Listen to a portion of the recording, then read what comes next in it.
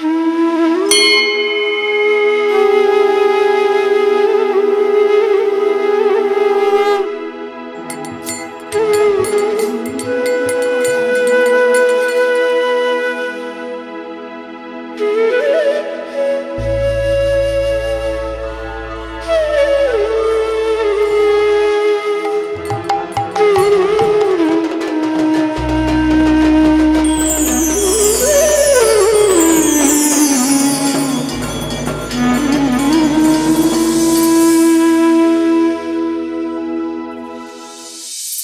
शांति।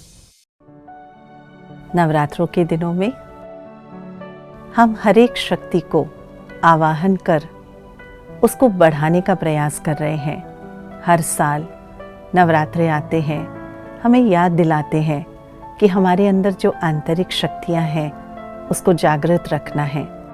चलिए आज हम देखते हैं हमारे अंदर की श्रेष्ठ कर्म करने की शक्ति को।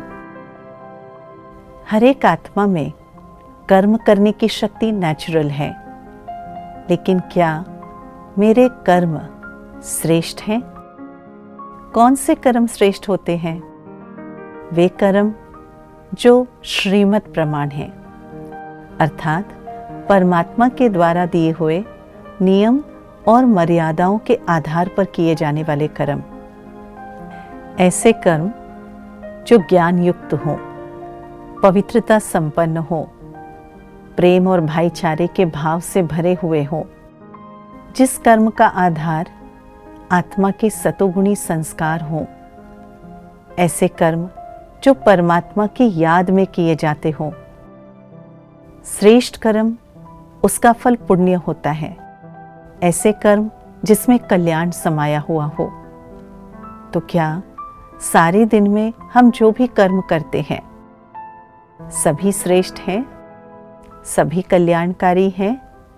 अगर थोड़ा उसमें कमी देख रहे हैं तो आइए इन नवरात्रों में हम अपने श्रेष्ठ कर्म करने की ताकत को विकसित करें, वृद्धि करें, क्योंकि कर्म से ही हमारा भाग्य बनना है।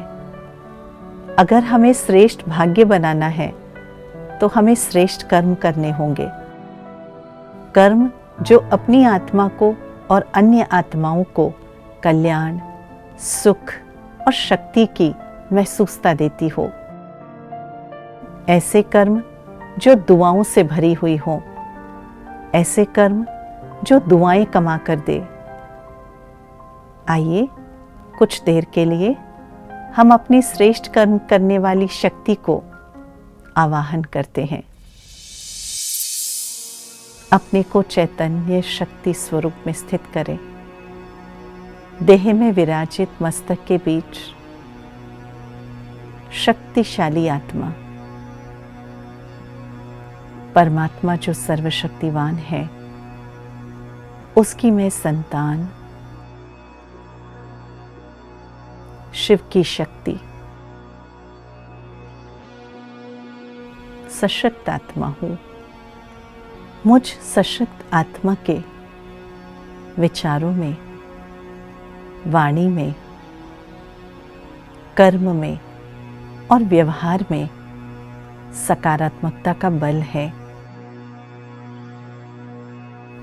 मुझ आत्मा के पास परमात्मा देन दिव्य बुद्धि है, जिसके द्वारा क्या सही है, क्या गलत है, इसको परख कर मैं आत्मा श्रेष्ठ कर्म करने की शक्ति रखती हूँ।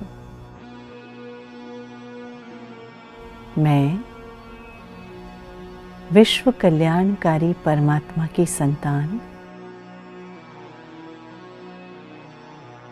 शुभ भाव और भावना से भरी हुई आत्मा,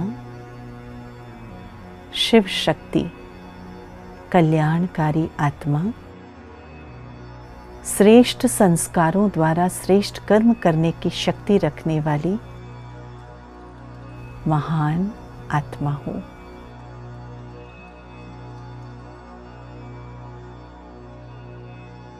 ओम शांति।